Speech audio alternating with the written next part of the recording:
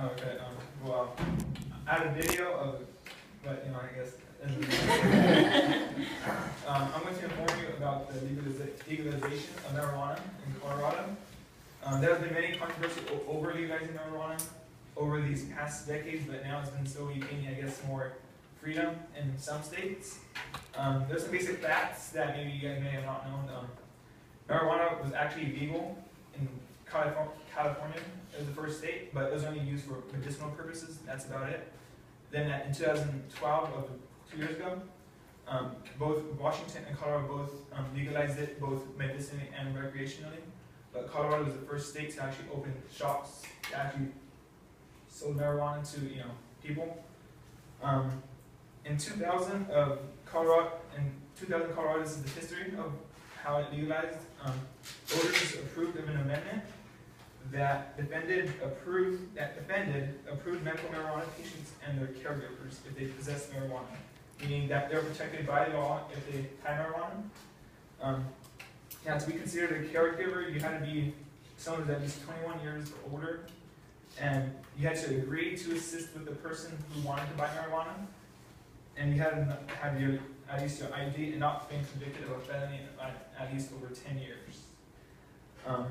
Then to register for a marijuana patient, you have to demonstrate you have a condition to the doctor, and then he'll write you a note saying that marijuana will help you, and I guess whatever you're sick about, most people say, but And then after choosing your caregiver, you then receive your medical user card, which allows you to now buy marijuana as a legal patient. And then both the patient and the caregiver are both given solid defenses for possessing marijuana. So technically the state can't do anything about it, but there's always been controversy over the state and the federal government over whether you should arrest someone or not if they possess it.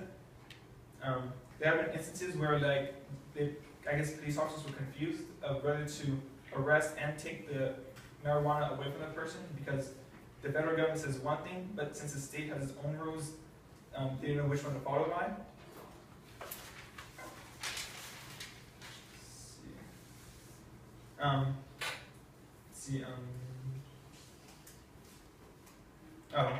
The State Department of Public Health made the limit of 5 patients for each caregiver, so each caregiver was only given 5 patients limit.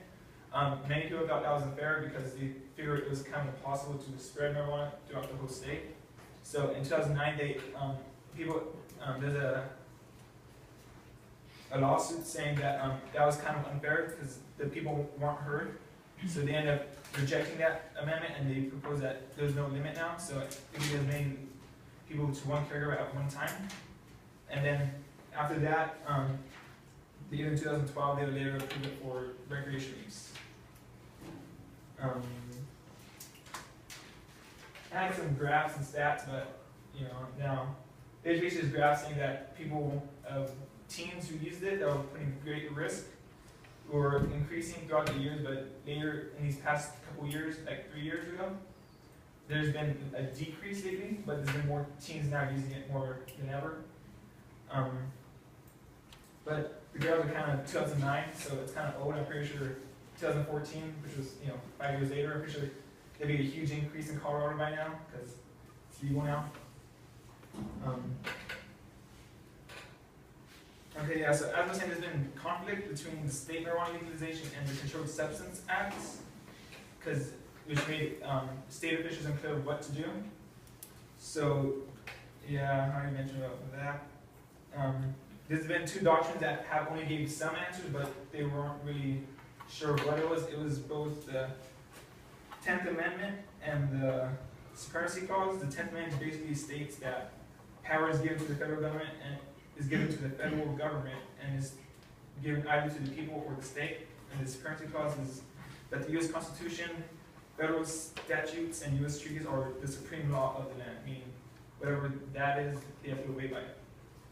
Then in Colorado, analysts suggest that taxing this drug can raise between $5 to $22 million annually to raise revenues. And then by legalizing marijuana, they believe that officers can have more time to pursue criminals for other crimes instead of wasting their time on drugs for possessing marijuana. And then the study also estimates that nationwide marijuana legalization would save governments $8.7 billion each year, which is a huge way to, I guess, spend on other more important like education and junk. Then legalizing weed cuts off the income for those in illegal drug trade, thus, stopping crime in some spots in the area. Some cons, though, is that many people believe that people will start developing a dependency on this drug. They say it might take about 10 or more years for most people, but it's a dependency and it's an addiction, and they don't want that in Colorado. And this is, it can also alter how your body works. A study by DrugRehab.us showed that marijuana was the most prevalent illegal drug found in impaired or fatally injured drivers. And I'm pretty sure as all you guys know, marijuana is the gateway drug, meaning the drug that leads to stronger stuff like cocaine, heroin, crystal meth. It can also lead to, it also has physical effects, like for your brain, it restricts blood flow to it. Your lungs have an increased chance of getting cancer. Increased heart rate, heart palpitations, arrhythmias, and heart attacks. And your mental health, again, increased chance of depression and schizophrenia. In conclusion, I just want to say that as of now, more states are trying to legalize marijuana.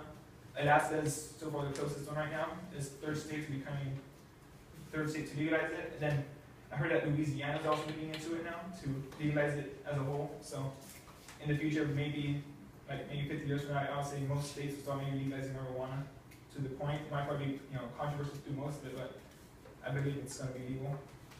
And then I'm glad to inform you about the legalization of marijuana in Colorado and its laws. Thank you for listening.